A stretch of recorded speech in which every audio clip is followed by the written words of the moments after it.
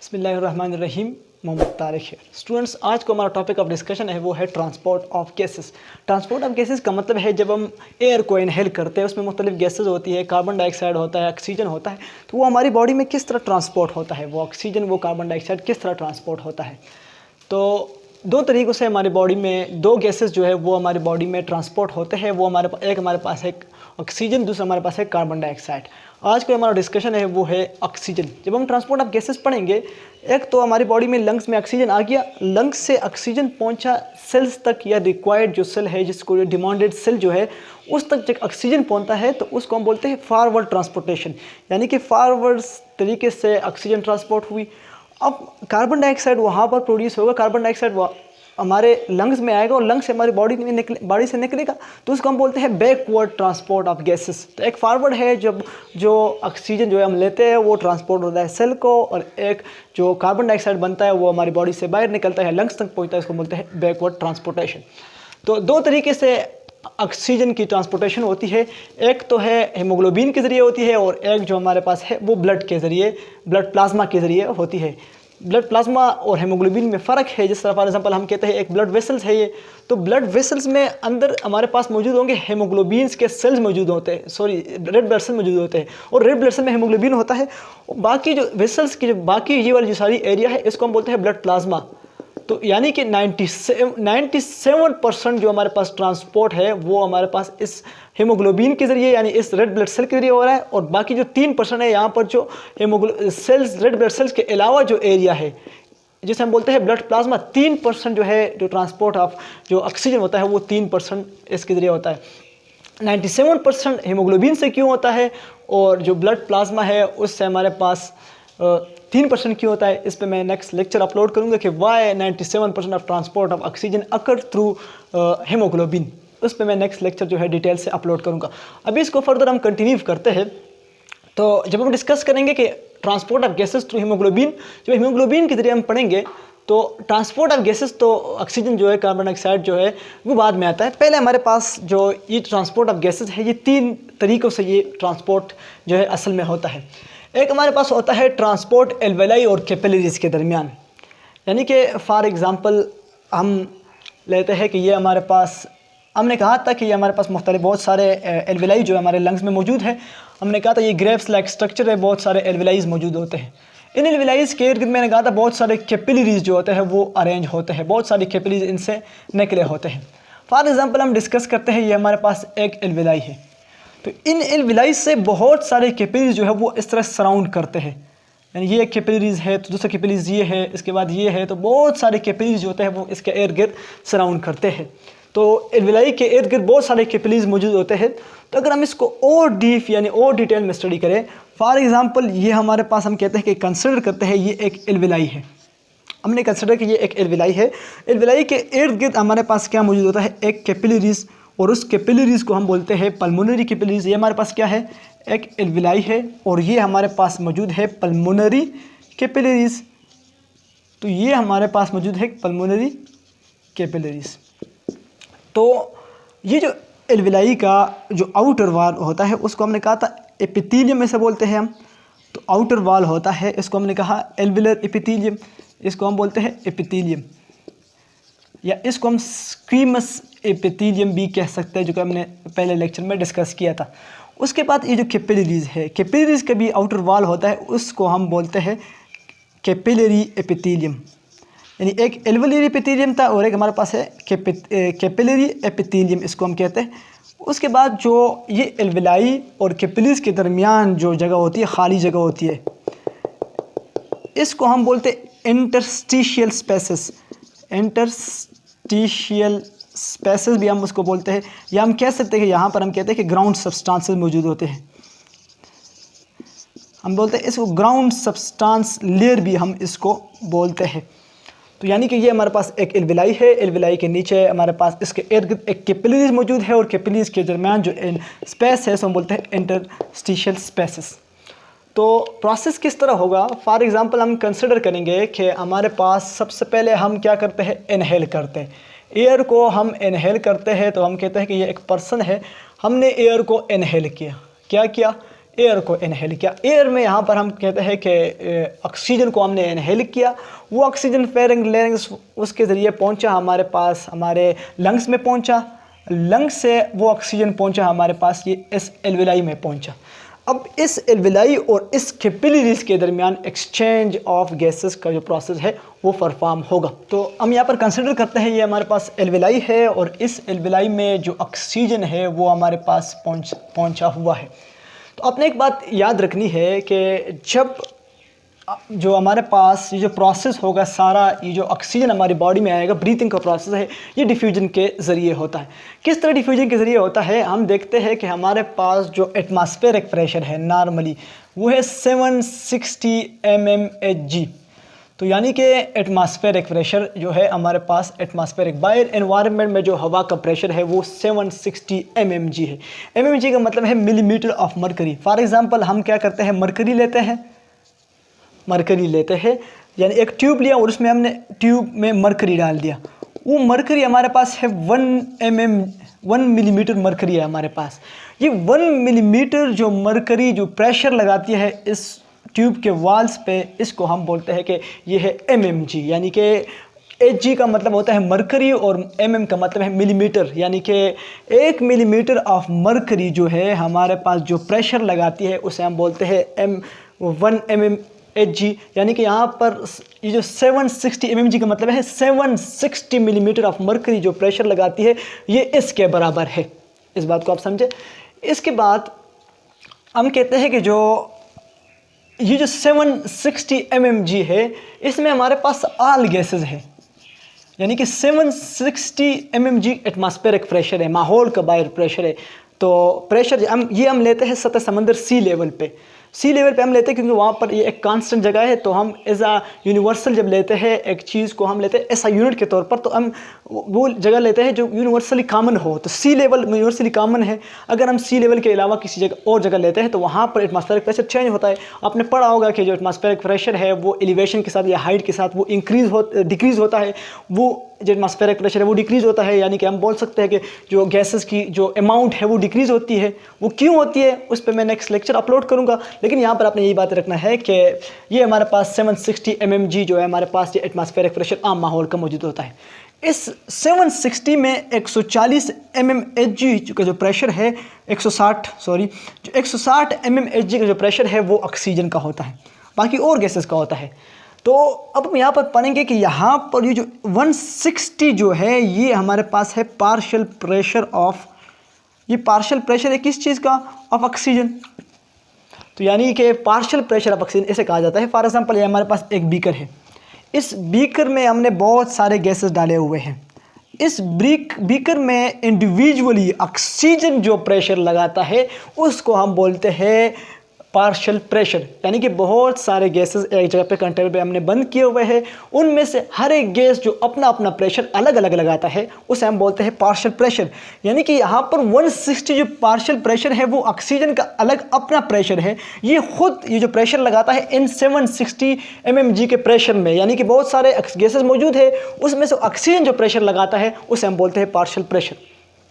तो 160 mmg का जो प्रेशर है बाहर माहौल में मौजूद है, और अंदर हमारे जो एल्वेलाइज होते हैं या हमारे पास जो एल्वेलाई में जो नॉर्मल प्रेशर होता है वो तकरीबन, जो जब हम एयर को एक्सहेल करते हैं तो वो तकरीबन 40 mmg बन जाता है। जब हम इनहेल करते हैं वो ज़्यादा हो जाता है, लेकिन जब हम एक्सहेल करते हैं, एक्सहेल करने के बाद हम इनहेल करेंगे तो तकरीबन 40 mmg तक होता है। तो अंदर 40 mmg होता है और बाहर हमारे पास जो प्रेशर होता है वो 160 mmg होता है। तो इसी प्रेशर डिफरेंस की वजह से डिफ्यूजन प्रोसेस के जरिए, डिफ्यूजन बोलते हैं हायर कंसंट्रेशन से लोअर कंसंट्रेशन में चीज़ों का जाना, तो इस डिफ्यूजन प्रोसेस के जरिए जो ऑक्सीजन है वो हमारी बॉडी में इन हो जाता है। तो यहाँ पर हमारी बॉडी में ऑक्सीजन इन हुआ और ऑक्सीजन यहाँ पर पहुँचा किस चीज़ में? एल्वेलाई में पहुँचा। अब एल्वेलाई में जब ऑक्सीजन पहुँचता है तो उसका पार्शियल प्रेशर बन जाता है 14 mmHg। अब यहाँ बाहर जो था 160 mmg था, अंदर जो है हमारे पास एल्वेलाई में 104 mmg क्यों हो गया?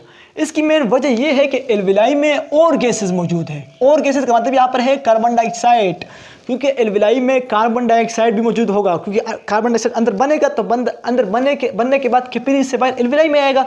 जब एल्वेलाई में आएगा तो उस एल्वेलाई की ज़्यादा होने की वजह से, जो कार्बन डाइऑक्साइड की ज़्यादा होने की वजह से, और ऑक्सीजन जो अंदर आया और कुछ ऑक्सीजन का प्रेशर था वो अंदर गैसेस की वजह से एब्जॉर्ब हुआ, और गैसेस अंदर मौजूद थे, कार्बन डाइऑक्साइड मौजूद था, और हमारे पास ये कह सकते हैं कि जो कोलिजन हो सकता है तो दूसरे मालिक्यूल के साथ, इसकी कोलिजन से इसका पार्शियल प्रेशर जो है थोड़ा बहुत कम हो गया। तो यानी कि आप कह सकते हैं कि यहाँ पर अंदर 104 mmg प्रेशर है एल्वेलाई में, ऑक्सीजन की कंसंट्रेशन ये है। तो अब ऑक्सीजन अंदर एल्वेलाई में पहुंच चुका है तो उसकी जो पार्शियल प्रेशर है वो है 104 mmg। ये पूरा स्केच मैंने ड्रा किया हुआ है, तो आपने इस यहाँ पर देखना है कि हमारे पास ये एल्वेलाई है, एल्वेलाई के इर्द गिर्द हमारे पास कैपिलरीज मौजूद है, कैपिलरीज के आगे हमारे पास आर्टरी मौजूद है। आर्टरीज वो है जो हमारे पास जो है ऑक्सीजनेटेड ब्लड को कैरी करे।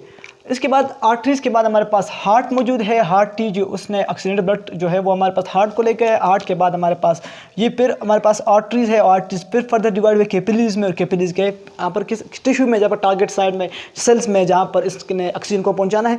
ऑक्सीजन पहुँचाने के बाद हमारे पास क्या मौजूद है, हमारे पास वीन्स मौजूद है, यानी कि कैपिलरीज है, छोटे छोटे कैपिलरीज है। कैपिलरीज के बाद हमारे पास क्या है, वीन्स है। वीन क्या करता है, यहाँ पर जो है ऑक्सीजन जो है यहाँ पर इस टिश्यू को मिल गया तो यहाँ पर जो ब्लड है फिर डीऑक्सीजनेटेड बन गया। जब डीऑक्सीजनेटेड बन गया तो यहाँ पर हम कहेंगे जो वीन्स है वो डीऑक्सीजनेटेड ब्लड को फिर कैरी करेंगे, फिर टूवर्ड्स जो लंग्स की तरफ, फिर टूवर्ड्स तो हार्ट की तरफ जाएंगे, और हार्ट से फिर क्या जाएंगे, टूवर्ड्स लंग की तरफ हमारे पास ये जाएंगे। हमारे पास हार्ट की तरफ गया और हार्ट से फिर टूवर्ड्स ये इसको लंग्स को फिर क्या करेगा, इसको ट्रांसपोर्ट करेगा। तो ये हमारे पास एक पूरा डायग्राम या स्केच बना हुआ है। अच्छा जी, तो अभी हमारे पास यहाँ पर ऑक्सीजन पहुँच गया है तो उसका जो पार्शियल प्रेशर है वो 104 mmg है। तो आपने ये बात याद रखनी है, जो अंदर आर्टरीज है उसमें जो ऑक्सीजन का जो पार्शियल प्रेशर होगा वो है 40 mmg, यानी कि 40 mmg, क्योंकि यहाँ पर अभी तो जो है हमारे पास वीन्स है तो वो वीन्स डीऑक्सीजनेटेड ब्लड लेके आ रहा है। तो अब यहाँ पर जो हीमोग्लोबिन मौजूद है उसके साथ ऑक्सीजन नहीं है, तो यानी कि यहाँ पर जो अभी ब्लड मौजूद है वो डीऑक्सीजनेटेड है, क्योंकि लंग्स में जो ब्लड मौजूद होगा वो कैपिलरीज में वो डीऑक्सीजनेटेड होगा। वो ऑक्सीजनेटेड होने के बाद हार्ट तक जाएगा, हार्ट पूरे बॉडी में उसको ट्रांसपोर्ट करेगा। तो डीऑक्सीजनेटेड ब्लड मौजूद है तो उसका जो पार्शियल प्रेशर वो है 40 mmg। जब 40 mmg है तो वो क्या करेगा, तो ये हमने कहा था कि जो एपिथेलियम लेयर था वो एल्वेलाई का, उसमें पोर्स है, और जो हमारे पास जो कैपिलरीज का एपिथेलियम लेयर है उसमें भी पोर्स मौजूद है, और दरम्यान में हमने कहा था कि जो इंटरस्टिशियल स्पेसेस है उस स्पेसेस के थ्रू, यानी जो एपिथेलियम के पोर्स है और जो स्पेसेस है और हमारे पास जो कैपिलरीज के एपिथेलियम पोर्स है उसके ज़रिए डिफ्यूजन के प्रोसेस के ज़रिए जो सारा जो ऑक्सीजन होगा वो ट्रांसपोर्ट हो जाएगा। कहाँ पर, हमारे पास ट्रांसपोर्ट हो जाएगा कैपिलरीज में, अंदर ऑक्सीजन ट्रांसपोर्ट हो गया। जब कैपिलरीज में ऑक्सीजन ट्रांसपोर्ट हो गया तो ये अटैच होगा किसके साथ, ये हीमोग्लोबिन के साथ अटैच होगा या ब्लड प्लाज्मा के साथ, वो हम डिस्कस करेंगे कितना हीमोग्लोबिन के साथ अटैच होता है और कितना ब्लड प्लाज्मा के साथ। तो यानी कि यहाँ पर जो प्रेशर है वो ऑक्सीजन का बन जाएगा वो है 95 mmHg। तो ये यहाँ पर फ़र्क क्यों आया था, वही गैसेस के डिफरेंस की वजह से और माहौल के चेंज होने से, तो पार्शियल प्रेशर है वो हमने कहा था वो डिफरेंसेस यहाँ पर आ सकता है। तो ये बात आपने याद रखनी है यहाँ पर। उसके बाद जब ये ब्लड जो है, ये जो ऑक्सीजन जो है ये ब्लड में पहुँच गया, तो हमने कहा था कि नेक्स्ट जो स्टेप है हमारा है ट्रांसपोर्ट ऑफ ऑक्सीजन। और ये जो ट्रांसपोर्ट ऑफ ऑक्सीजन है वो ये जो मेन स्टेप है ये दो तरीक़ों से होता है। एक तो ये हीमोग्लोबिन के ज़रिए होता है, यानी कि हीमोग्लोबिन जो हमारे पास हमने कहा था कि एक प्रोटीन है। इसके बाद ये होता है ब्लड प्लाज्मा के ज़रिए। अब ब्लड प्लाज्मा के ज़रिए होता है 3% और हीमोग्लोबिन के ज़रिए होता है 97%। 97% क्यों होता है उस पर मैं लेक्चर अपलोड करूँगा, पहले मैं कह चुका हूँ, इस पर मैं लेक्चर अपलोड करने वाला हूँ। तो इसको हम समझते हैं कि ये पहले हम समझते हैं कि हीमोग्लोबिन है क्या, व्हाट इज़ हीमोग्लोबिन, इसको हम थोड़ा समझते हैं, और इस हीमोग्लोबिन के साथ कितने ऑक्सीजन जो है वो ट्रांसपोर्ट हो सकते हैं और कितने इसमें ये पॉसिबिलिटी मौजूद है। आप समझते हैं हीमोग्लोबिन को, व्हाट इज़ हीमोग्लोबिन, हीमोग्लोबिन है क्या, ट्रांसपोर्ट तो ये कर रहा है। किस तरह हम कहेंगे कि जो हीमोग्लोबिन है ये एक हीमोग्लोबिन जो है वो 4 ऑक्सीजन को ट्रांसपोर्ट कर सकता है। किस तरह कर सकता है उसको हम समझते हैं, और 97% इससे होगा, यानी कि ब्लड जो ऑक्सीजन का ट्रांसपोर्ट होगा वो 97% जो होगा वो हीमोग्लोबिन के साथ होगा।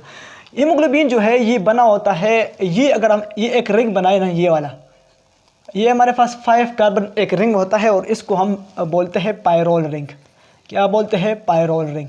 ये 4 रिंग्स इकट्ठे हो जाते हैं इस तरह, ये पायरोल रिंग 4 रिंग जब इकट्ठे हो जाए तो ये एक स्ट्रक्चर बनाता है, इसको हम बोलते हैं फायरोफिन रिंग्स, इसको हम बोलते हैं फायरोफिन रिंग्स, इसको हम बोलते हैं। अब ये 4 रिंग्स है, तो ये 4 रिंग्स है जब इसमें सेंट्रल एटम आयरन अटैच हो जाए। क्या अटैच हो जाए, आयरन। आयरन के लिए हम वर्ड यूज़ करते हैं हीम। तो इस वक्त इस स्ट्रक्चर को हम बोलते हैं हीम, यानी कि ये अभी हमारे पास हीम बना हुआ है। एक प्रोटीन होता है जिसका नाम है ग्लोबिन प्रोटीन। ग्लोबिन प्रोटीन मतलब वो है ग्लोबुलर स्ट्रक्चर का होता है, यानी कि इस तरह के ग्लोबुलर स्ट्रक्चर का होता है। जब ये ग्लोबिन प्रोटीन जो है हमारे पास इस हीम के साथ अटैच हो जाए तो इसे हम कहते हैं हीमोग्लोबिन। लेकिन ये अभी जो हीमोग्लोबिन है ये असल में है मोनोमर ऑफ हीमोग्लोबिन। प्रोसेस यहाँ पर ख़त्म नहीं होता। जब हमारे पास इस तरह के स्ट्रक्चर, 4 स्ट्रक्चर इकट्ठे हो जाए और एक स्ट्रक्चर बनाए तो उसे हम कहेंगे हीमोग्लोबिन। हम ड्रा करते हैं इसको इस तरह, यानी कि ये हमारे पास स्ट्रक्चर है एक मोनोमर हीमोग्लोबिन का हुआ, ये हमारे पास दूसरा हुआ। फिर हमारे पास एक मोनोमर ये हुआ हीमोग्लोबिन का, ये हमारे पास हम मोनोमर्स बना रहे हैं हीमोग्लोबिन का, दूसरा हुआ सेंट्रल एटम आयरन है, सेंट्रल एटम आयरन है। उसके बाद हम एक और मोनोमर हीमोग्लोबिन का ड्रा करते हैं यहाँ पर। तो ये जो 4 मोनोमर हम ड्रा करेंगे हीमोग्लोबिन का ये हो गया। उसके बाद एक और ड्रा करते, 3 हो गए। तो 4 मोनोमर्स हमने पूरे करने होंगे हीमोग्लोबिन के स्ट्रक्चर को ड्रा करने के लिए। ये 4 मोनोमर्स ऑफ हीमोग्लोबिन हो गए। तो ये 4 हो गए। अब ये जो स्ट्रक्चर है, ये जो पूरा स्ट्रक्चर है, ये हीमोग्लोबिन का स्ट्रक्चर है। ये क्या बन गया यहाँ पर? हीमोग्लोबिन बन गया। अब हम कहेंगे, अब आपने ये याद रखना है कि एक हीमोग्लोबिन के साथ 4 ऑक्सीजन अटैच हो सकते हैं। 4 किस तरह अटैच होंगे? हर आयरन के साथ हमारे पास क्या होगा? एक ऑक्सीजन जो एटम है, मॉलिक्यूल्स है, हम क्या करेंगे? अटैच करेंगे। हर 4 के साथ एक ऑक्सीजन क्या होगा? अटैच होगा। यानी कि 4 हीमोग्लोबिन के साथ हमारे पास 4 ऑक्सीजन के मॉलिक्यूल जो है वो अटैच यहाँ पर हुए। 4 हीमोग्लोबिन के साथ 4 अटैच होंगे। तो अब अपने पास याद रखना है कि हमारे पास तकरीबन जो आरबीसीज है ना, आरबीसीज ये हम कहते हैं, ये एक हमारे पास आरबीसीज है। तो आरबीसीज में अंदर हमारे पास 95% क्या होता है? हीमोग्लोबिन होता है। इसका न्यूक्लियस, इसमें ऑर्गेनेल्स वगैरह कुछ नहीं होता। इसका यही काम होता है आरबीसीज का, ट्रांसपोर्ट ऑफ हमारे पास क्या करना? ऑक्सीजन करना। तो लेकिन ये बात आपने याद रखनी है, हीमोग्लोबिन जो आरबीसीज के अंदर हीमोग्लोबिन होता है, लेकिन तकरीबन 200 मिलियंस तक हमारे पास जो है आरबीसीज में हमारे पास जो होते हैं हीमोग्लोबिन होते हैं।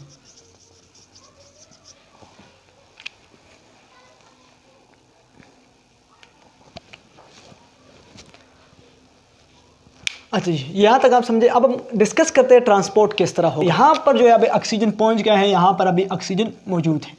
अब ऑक्सीजन मौजूद है, ऑक्सीजन अटैच होना है किसके साथ? हीमोग्लोबिन के साथ अटैच हुआ। हर एक आयरन ग्रुप के साथ एक एक ऑक्सीजन अटैच हुआ, यानी कि एक हीमोग्लोबिन के साथ 4 ऑक्सीजन यहाँ पर अटैच हुए। अब क्या होगा? जब आपने याद रखनी है कि ब्लड्स के बारे में, कि जब हमारे पास जो एटमॉस्फेरिक जो ऑक्सीजन का पार्शियल प्रेशर होगा वो 100 mmg ऑफ Hg होगा, mm ऑफ Hg, तो जो ब्लड होगा वो हमारे पास 100% सेचुरेटेड होगा। यानी कि जो एक 20 ml ऑफ ऑक्सीजन जो है वो 100 ml ऑफ जो ब्लड है उसमें हमारे पास मौजूद होगा। ये आपने बात याद रखनी है कि 20 ml ऑफ ऑक्सीजन क्या होगा? वो 100 ml ऑफ ब्लड में मौजूद होगा। वो किस प्रेशर में? Atmospheric pressure, 100 mm of atmospheric pressure में। और 100% उस वक्त हम कहेंगे कि ये सेचुरेटेड है। 100% सेचुरेटेड का मतलब ये है कि अब इस वक्त इसमें ऑक्सीजन की डिजॉल्व होने की कोई प्रॉपर्टी नहीं है, कोई इसमें गुंजाइश नहीं है।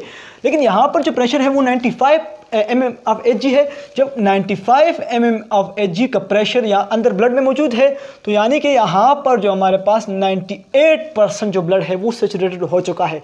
तो यानी कि 19.6 ml ऑफ ऑक्सीजन मौजूद है किस में? 100 ml ऑफ ब्लड में हमारे पास यहाँ पर मौजूद है। ये बात आपने याद रखनी है। तो तकरीबन आपने ये बात याद रखनी है, अगर एटमॉस्फेरिक प्रेशर हमारे पास 75 mm ऑफ Hg है, तो तकरीबन 73 जो हमारे पास जो पर्सन है वो सेचुरेशन होगी। उसके बाद अगर हमारे पास जो एटमॉस्फेरिक प्रेशर है इससे कम होगा तो सेचुरेशन भी कम होगी, इससे ज़्यादा होगा तो हमारे पास सेचुरेशन भी ज़्यादा होगी। इसको हम डिस्कस करते हैं। तो अब यहाँ पर हमने ये डिस्कस कर लिया। ये बात आपने याद रखनी है कि यहाँ पर अब जो ब्लड है ये सेचुरेटेड है, यानी कि इस वक्त ब्लड में हमारे पास जो है 19.6 ml ऑफ जो हमारे पास ऑक्सीजन मौजूद है, वो 100 ml जो ब्लड है उसमें हमारे पास इतना ऑक्सीजन मौजूद है। अब इसने क्या होना है? ट्रांसपोर्ट होना है। ट्रांसपोर्ट होना है, कहाँ पर ट्रांसपोर्ट होना है, इसने ट्रांसपोर्ट होना है पूरे बॉडी में। अब ये ऑक्सीजन यहाँ से आएगा हार्ट में, हार्ट इसको ट्रांसपोर्ट करेगा पूरी बॉडी में। तो अब यहाँ पर आर्टरी के जरिए आया हार्ट में, हार्ट ने आर्टरीज के जरिए इसको क्या किया, ट्रांसपोर्ट किया, और आर्टरीज फर्दर डिवाइड हुए कैपिलरीज में। अब कैपिलरीज में पहुंचना है टारगेट साइट पे, यानी यहाँ पर उसने ऑक्सीजन को देना है। तो एक बात आपने और याद रखनी कि इस वक्त हमारे पास 19.6 ml जो हमारे पास ऑक्सीजन है वो 100 ml ब्लड में मौजूद है। लेकिन आपने एक बात याद रखनी है कि हमारे पास इस वक्त 15 ग्राम ऑफ HB जो है हमारे पास मौजूद होगा किस में, 100 ml ऑफ ब्लड में। यानी कि जो 100 ml ऑफ ब्लड है उसमें तकरीबन 15 ग्राम ऑफ HB जो है वो हमारे पास मौजूद होता है। इसलिए आप डॉक्टर के पास जाते हो कि आप जो ब्लड टेस्ट कराते हो कि हमारी HB कितनी है। HB का मतलब है आप हीमोग्लोबिन की अमाउंट देखते हो, वो आपको कितना है, 12 है, 13 है, 14 है, वो तकरीबन 12 से लेकर 17 तक ये नॉर्मल होती है।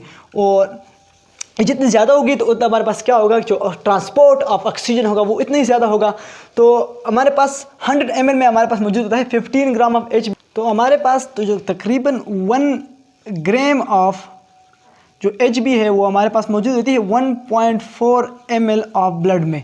ये बात आपने याद रखनी है कि तकरीबन एक जो 1.4 ml में हमारे पास जो 1 ग्राम ऑफ HB है वो हमारे पास मौजूद होती है। अच्छा जी, अब यहाँ पर आपने देखना है कि यहाँ पर हमारे पास जो ऑक्सीजन है वो अभी यहाँ पर पहुँच चुका है कि वो ट्रांसपोर्ट हो गया हीमोग्लोबिन के ज़रिए।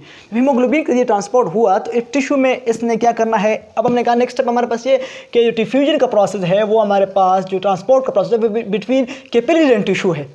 तो यहाँ पर क्या करेगा, अब यहाँ पर हमारे पास जो है तकरीबन जो ऑक्सीजन की अमाउंट है वो तकरीबन 40 ml ऑफ Hg है, mm ऑफ Hg है, 40 mm ऑफ Hg है। लेकिन यहाँ पर जो है हमारे पास कार्बन डाइऑक्साइड की अमाउंट ज़्यादा है, वो हमारे पास 45 mm ऑफ Hg है, वो ज़्यादा है।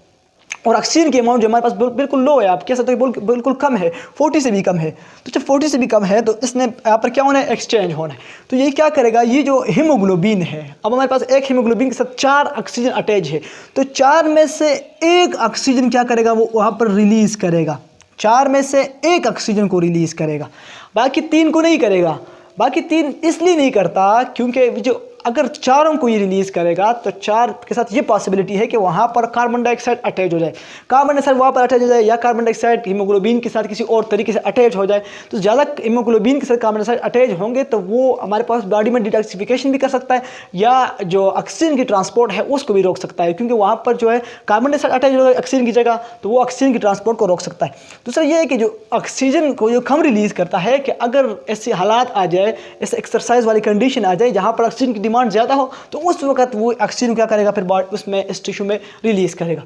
तो क्या हुआ, यहाँ पर हमारे पास कैपिलरीज में मौजूद था 19.6 ml ऑफ जो हमारे पास जो ऑक्सीजन मौजूद था 100 ml ऑफ ब्लड में, और हमने कहा कि 98% यहाँ पर ये क्या है, सैचुरेटेड है। ये हमारे पास ये कैपिलरीज अभी क्या करता है कि जब एक ऑक्सीजन रिलीज़ करता है तो ये तकरीबन हमारे पास ये जो कैपिलरीज में 5 ml ऑफ ऑक्सीजन को यहाँ पर रिलीज़ करता है। जब 5 ml को रिलीज़ करता है तो हमारे पास जो अब यहाँ पर जब ये हीमोग्लोबिन यहाँ पर आएगा, अब टिश्यू से गुजर के आ गया वहाँ वापस कैपिलरीज में आएगा, तो इस वक्त इसमें इस कैपिलरीज में यहाँ पर जो वीन्स अभी होंगे डीऑक्सीजनेटेड ब्लड होगा। कि जब चारों हीमोग्लोबिन के साथ ऑक्सीजन हो तो उसको हम ऑक्सीजनेटेड बोलते हैं। जब 3 के साथ ऑक्सीजन हो और 1 के साथ ऑक्सीजन न हो तो उस हीमोग्लोबिन को, उस ब्लड को हम डीऑक्सीजनेटेड ब्लड कहेंगे। तो यहाँ पर हमारे पास क्या होगा, 14.6 ml ऑफ ऑक्सीजन होगा 100 ml ऑफ ब्लड में, यानी कि 5 ml जो है इसने यहाँ पर क्या किया, रिलीज़ किया। अब यहाँ पर ये हमारे पास क्या होगा, 73% सैचुरेटेड होगा। पहले हमारे पास 98% सैचुरेटेड था, तो यहाँ पर हमने क्या किया कि यहाँ पर अब क्या हुआ कि 25% ऑफ ऑक्सीजन इसने क्या किया, रिलीज़ किया, यहाँ पर टिश्यू को दे दिया, टिश्यू अपने वर्क में यूज़ करेगा। तो अब यहाँ पर जो ऑक्सीजन है वो कितने परसेंट सैचुरेटेड है, यहाँ पर जो ब्लड है वो तकरीबन 73% यहाँ पर अब सैचुरेटेड मौजूद है, यानी कि इसने इस ऑक्सीजन को रिलीज़ किया। अब यहाँ से क्या होगा कि ये जो डीऑक्सीजनेटेड ब्लड है हमारे पास, ये डीऑक्सीजनेटेड ब्लड होता है वो हमारे पास ब्लू नज़र आता है, हमने इसको ब्लू से भी रिलीज़ किया, और जो ऑक्सीजनेटेड होता है हमारे पास क्या होता है, रेड नज़र आता है। तो जब ये डीऑक्सीजनेटेड ब्लड है इसको यहाँ पर वापस भेजेगा हार्ट में, हार्ट उसको वापस भेजेगा किस चीज़ में, लंग्स में, कि यहाँ पर क्या है, अब किस चीज़ की कमी है, अब यहाँ पर ऑक्सीजन की कमी है, अब इस ब्लड में ऑक्सीजन की कमी है, अब इस ब्लड की जो कमी है दोबारा अब इसको पूरा कर ले। तो इस तरीके से एक पूरा प्रोसेस होता है, थोड़ा सा कॉम्प्लिकेटेड है लेकिन आपने इसको देखना है, इसके पूरे सिचुएशन को। इस तरह आपके बुक में मेंशन किया होगा कि यहाँ पर जब हमारे पास एक इस तरह का बीकर बनाया होगा, उस बीकर में लिखा होगा 98% सैचुरेटेड, और जब ये जो ब्लड पहुँच जाता है यहाँ पर लिखा होगा कैपिलरीज में, ये कैपिलरीज में जब ये ब्लड टिश्यू तक पहुँच जाता है तो एक और बीकर बनाया होगा इस तरह, जब इस यहाँ पर इस तरह तो लिखा होगा 73% सैचुरेटेड। इसका मतलब ये है कि 98% ब्लड सैचुरेटेड था, तो उसने अपने ब्लड को क्या किया, टिश्यू को दे दिया, इस टिश्यू को दे दिया। अब यहाँ पर जो ब्लड बचता है वो 73% सैचुरेटेड है। अब ये आपने याद रखना है कि चारों के चार ऑक्सीजन रिलीज नहीं होते टिश्यू में, 4 में से 1 ऑक्सीजन रिलीज होगा, वो एक्टिविटीज़ के लिए यूज़ होगा। एक्सरसाइज कंडीशन में फिर क्या होता है कि चारों के 4 ऑक्सीजन हमारे पास रिलीज होते हैं, और एक्सरसाइज में क्या होता है हमारे पास ब्रीथिंग रेट भी इंक्रीज हो जाता है। तो उस हालात में अगर ये हो सकता है कि ऑक्सीजन सारे रिलीज हो रहे हैं, लेकिन नॉर्मल हालात में ऑक्सीजन जो होगा वो एक ही रिलीज होगा। अच्छा, एक और बात आपने याद रखनी है कि कुछ रेशो है, इनहेलेशन रेशो है। जब आप एयर को इनहेल करते हैं तो उस एयर में हमारे पास 21% हमारे पास ऑक्सीजन होगा, 0.4% हमारे पास कार्बन डाइऑक्साइड होता है, 78% हमारे पास नाइट्रोजन होता है, और 0.56% हमारे पास क्या होता है, वाटर होता है। अब सोचेंगे तो 78% हमारे पास यहाँ पर नाइट्रोजन मौजूद है, उस 78% नाइट्रोजन जो है वो यहाँ पर हल क्यों नहीं होता, हम क्यों कहते हैं कि हम ऑक्सीजन को इनहेल करते हैं, ये क्यों नहीं कहते कि हम नाइट्रोजन को इनहेल करें। उसकी वजह ये है कि जो नाइट्रोजन है ये इनर्ट गैस है, तो इनर्ट गैस है तो हमारे पास वो नहीं करता, वो रिएक्शन नहीं करता, ठीक है। तो इसलिए यहाँ पर आपने यही बात, एक और बात आपने याद रखनी है कि यहाँ पर जब ऑक्सीजन जो है, जब ऑक्सीजन आ जाता है यहाँ पर हीमोग्लोबिन के साथ अटैच होता है, तो वो ऑक्सीजन बनाता है O2HB बनाता है। इसका मतलब है ऑक्सी हीमोग्लोबिन। क्या होता है, ऑक्सी हीमोग्लोबिन। और ये जो प्रोसेस होता है वो होता है कार्बोनिक एनहाइड्रेज एंजाइम की मौजूदगी में, और ये इस एंजाइम में ये प्रॉपर्टी है कि ये कार्बन डाइऑक्साइड को भी अटैच कर सकता है हीमोग्लोबिन के साथ, और ऑक्सीजन को भी अटैच कर सकता है हीमोग्लोबिन के साथ। तो हमारे पास जब नाइट्रोजन अंदर आता है तो उसके लिए एंजाइम नहीं होते कि वो नाइट्रोजन के साथ अटैच हो जाए, जो नाइट्रोजन है उसको हीमोग्लोबिन के साथ अटैच करे। तो यहाँ पर एंजाइम मौजूद है, वो कार्बोनिक एनहाइड्रेज के जरिए क्या कर सकता है, वो ऑक्सीजन को अटैच करता है हीमोग्लोबिन के साथ। इस पर भी मैं लेक्चर अपलोड करूँगा कि why nitrogen does not attach with haemoglobin. Nitrogen जो है वो क्यों नहीं अटैच होता हीमोग्लोबिन के साथ, और हमारे बॉडी में नाइट्रोजन जो है वो ट्रांसपोर्ट नहीं होता। उसकी वजह ये सिंपली हम कहते हैं इनर्ट गैस है, नाइट्रोजन रिएक्शन नहीं करता, लेकिन डिटेल वीडियोस में मैं अपलोड करूँगा। लेकिन आपने ये बात याद रखनी है कि जब हम एयर को इनहेल करते हैं, जब इनहेल करते हैं तो अंदर हमारे पास जो है जो 16% जो ऑक्सीजन है उसको हम दोबारा एक्सहेल करते हैं, यानी कि 5% हमारे पास जो ऑक्सीजन है वो सिर्फ यूज़ होता है, बाकी नहीं होता। आपने ये बात याद रखनी है।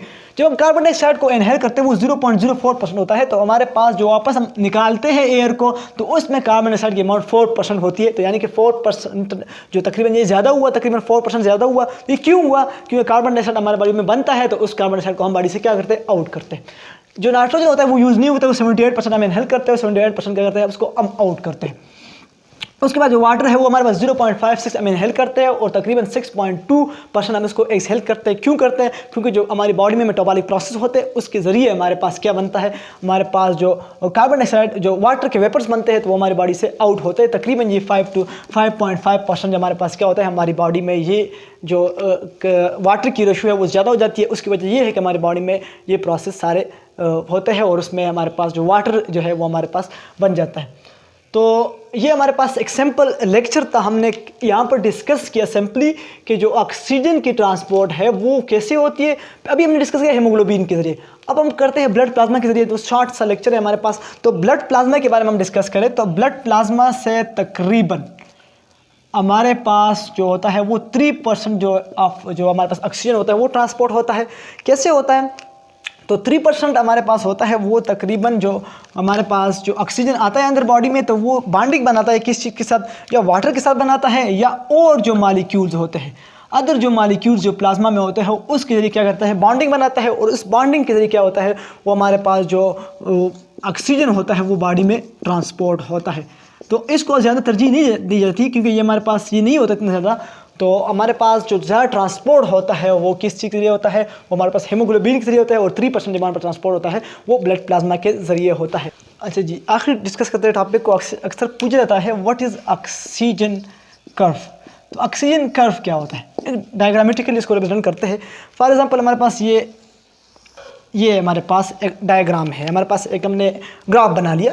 तो ग्राफ पे हमने क्या किया, यहाँ पर हमने प्रेशर को दिया और प्रेशर के साथ हमने क्या किया, हमने सैचुरेशन ली। तो हमारे पास फॉर एग्जांपल हम कहते हैं कि जो प्रेशर है वो हमारे पास 50 mmg है, हमारे पास प्रेशर जो है 78 mmg है, और हमारे पास प्रेशर जो है वो 98 mmg हमारे पास जो प्रेशर है, या हम कह सकते हैं कि 95 mmg हमारे पास प्रेशर है। तो सैचुरेशन हम देखते हैं तो हमारे पास सैचुरेशन 50% जो mmg है हमारे पास, तो उसमें नॉर्मली हमारे पास तकरीबन जो है वो प्रेशर जो होता है हमारे पास जो सैचुरेशन होता है वो हमारे पास तकरीबन 48% होता है। तो उसके बाद 75 mmg है जो इसमें हमारे पास जो सैचुरेशन होता है वो हमारे पास हो जाता है वो तकरीबन 73% होता है, और हमारे पास जो 98% जो प्रेशर है उसमें हमारे पास सैचुरेशन होती है वो तकरीबन 95% हमारे पास होती है। कुछ बुक्स में वैल्यू थोड़ी सी चेंज भी हो सकती है, लेकिन आपने ये याद रखना है। तो इसका कर्व कैसे बनता है, देखो हमारे पास तकरीबन 50 mmg पे हमारे पास जो सैचुरेशन है वो हमारे पास होती है वो 48% होती है। इसी तरह हमारे पास 75 mmg पे हमारे पास 73% होती है। इसी तरह 98 या 95 mmg पे हमारे पास कितनी सैचुरेशन होती है, वो 95% होती है। तो उसके बाद हमारे पास क्या होता है, ये जो ग्राफ होता है ये हमारे पास थोड़ा सा इस तरह स्ट्रेट बन जाता है। ये स्ट्रेट इसलिए बनता है क्योंकि हमारे पास यहाँ पर जो सैचुरेशन का प्रोसेस है वो स्टॉप हो जाता है। क्यों स्टॉप होता है, क्योंकि हमारे पास जो हमारा ब्लड प्लाज्मा है, आपने यही बात याद रखनी है कि वहाँ पर जो हमारे पास सैचुरेशन होती है वो हमारे पास 98% सैचुरेशन होती है। इससे ज़्यादा हमारे पास सैचुरेशन वो उस पर ब्लड प्लाज्मा में हमारे पास जो हीमोग्लोबिन है या उसमें जो ब्लड है उसमें हमारे पास इससे ज़्यादा नहीं होती। यहाँ पर इतनी ही हमारे पास पॉसिबल हो सकती है। तो आज के लिए इतना ही था, तो आज के लिए इतना ही काफ़ी है।